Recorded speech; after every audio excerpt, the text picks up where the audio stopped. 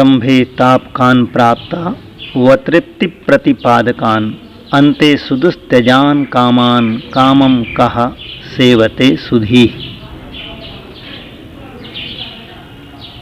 ये जो काम भाव है या इच्छाएं हैं, काम के दो अर्थ लगाए अमरकोश में। काम स्मरक्षयो पुमान, काम को स्मर भी कहते हैं, कुभोग जिसको कहते हैं, बुरी वासनाएं, बुरी भावनाएं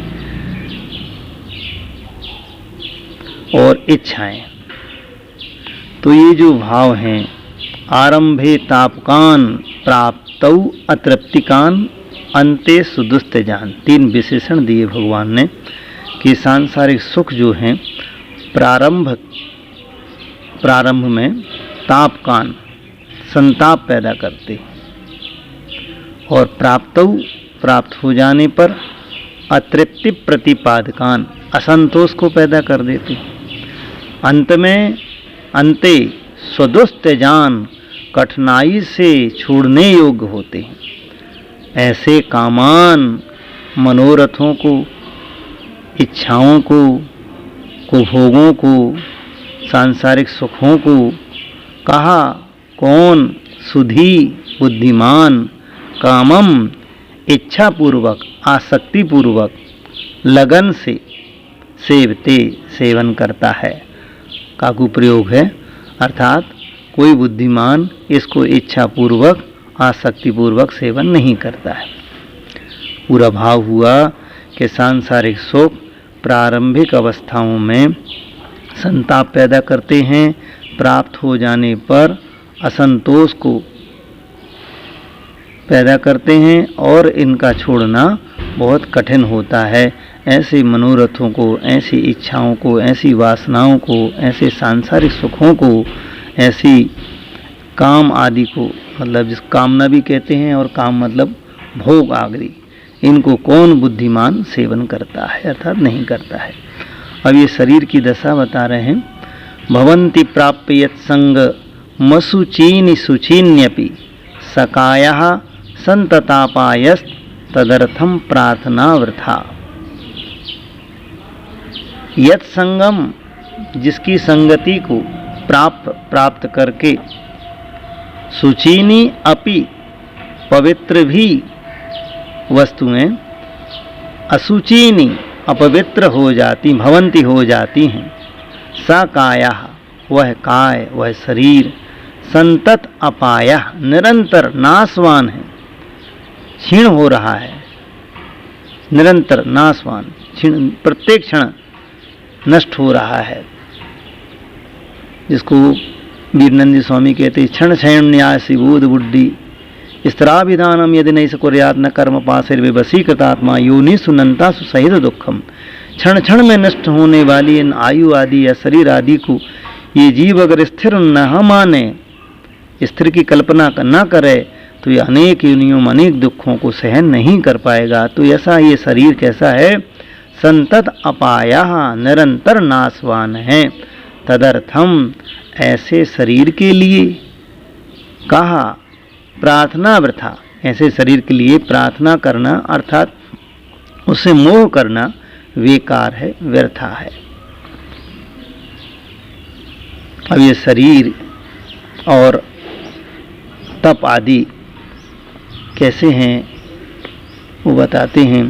यज्जीवस्योपकाराय तद्देहस्यापकारकम, यद्देहस्योपकाराय तज्जीवस्यापकारकम, अर्थात जो जीव का उपकार करता है, जैसे ज्ञान, ध्यान, तपस्या आदि, वैराग आदि, तद्देहस्यापकारकम, वह शरीर का अपकार करते हैं। और जो यद्देहस्य उपकाराय, जो देह का उपकार करते हैं, अनेक प्रकार की सुंदर वस्तुएं खाने में, पहनने में, ओढ़ने में और ऊपरी उपचार करने में वो शरीर का उपकार करती हैं। लेकिन तज्जीवस्य अपकारकम, वह शरीर का अपकार करती हैं। तो ये जो जीव का उपकार करता है वो देह का उपकार करता है, और जो देह का उपकार करता है वो जीव का अपकार करता है। ऐसी बात आपको इसलिए बताई जा रही है कि आप जीव स्वरूप हैं, तो जीव के उपकार के योग्य कार्यों को करो। इतश्चिंतामणिर्दिव्य इतः पिण्याक खंडकम ध्यानेन चेदुभे लभ्ये क्वाद्रियंताम विवेकिना।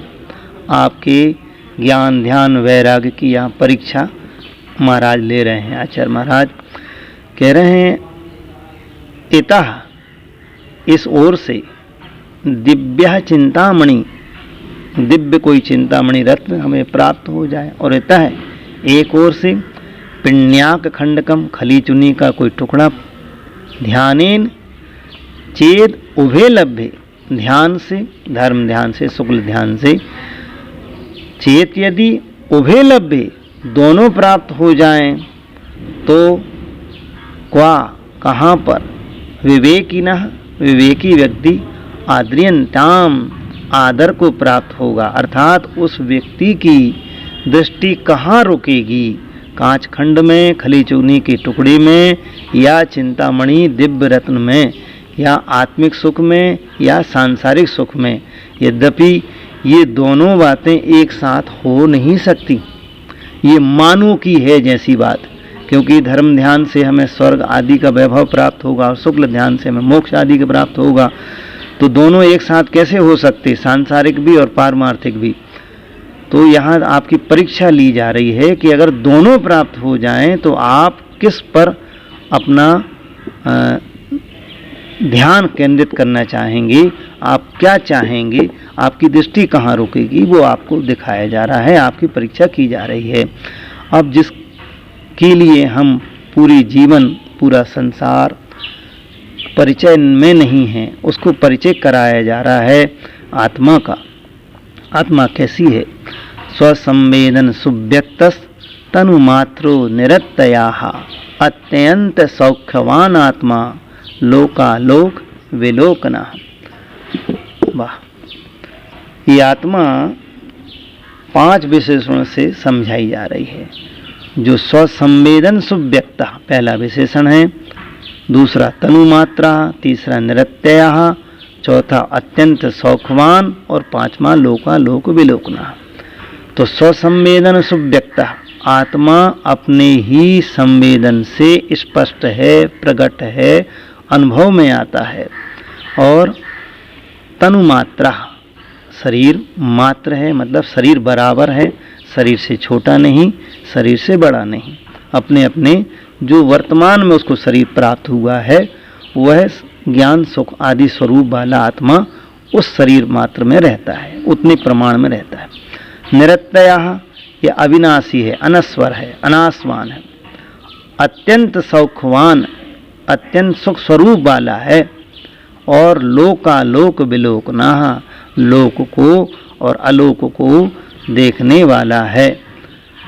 अब एक प्रश्न उठ सकता है आपके कि हम तो क्षैप्समिक ज्ञानी हैं, हमको लोकालोक का ज्ञान कैसे होगा?